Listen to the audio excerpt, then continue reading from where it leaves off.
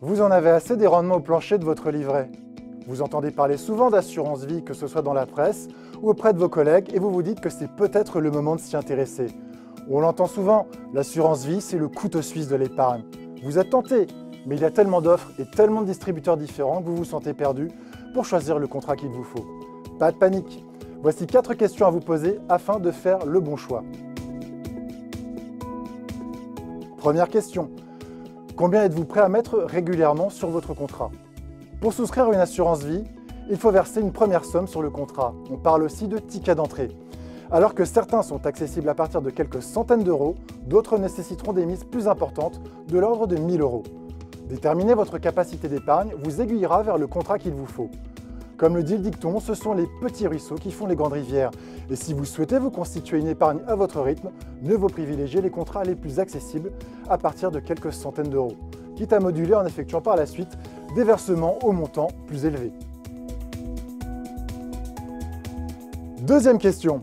Quel est le niveau de frais que vous êtes prêt à accepter sur vos versements? Lorsque vous versez de l'argent sur un contrat, la compagnie d'assurance applique des frais d'entrée. Les pratiques divergent d'un assureur à l'autre, mais la moyenne tourne autour de 3%. Concrètement, si vous versez 100 euros sur votre contrat, l'assureur prélèvera 3 euros. Autrement dit, ce ne sont pas 100 euros que vous aurez placés, mais 97.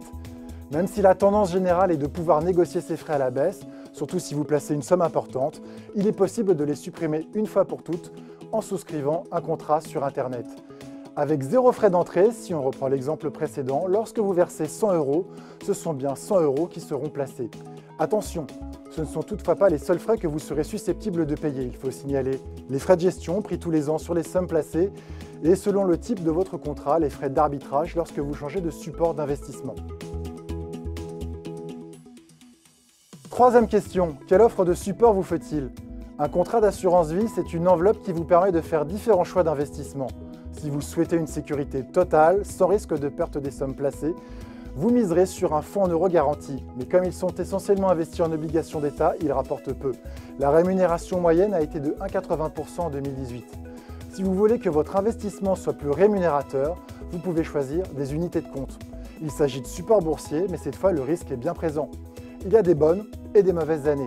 Par exemple, en 2017, les unités de compte ont rapporté 5,3% en moyenne, alors qu'en 2018, elles ont été pénalisées par les soubresauts boursiers finissant l'année sur une performance négative de moins 8,9%.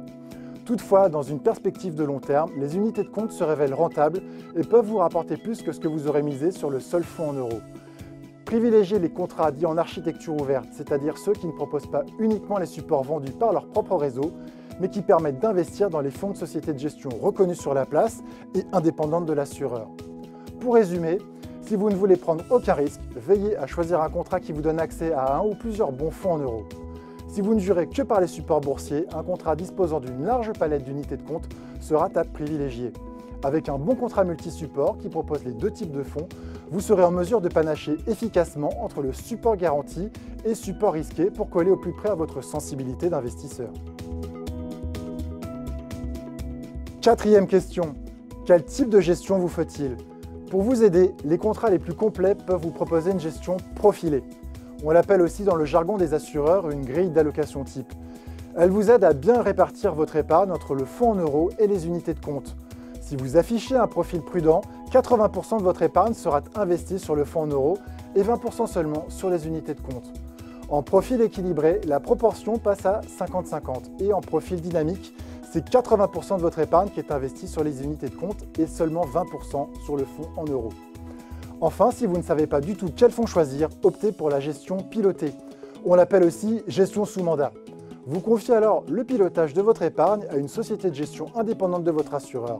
Pratique, cette solution est destinée aux personnes qui n'ont pas le temps ou ne veulent pas gérer eux-mêmes la répartition de leur épargne. Plus chère que la gestion profilée, elle reste néanmoins très accessible dans les contrats en ligne.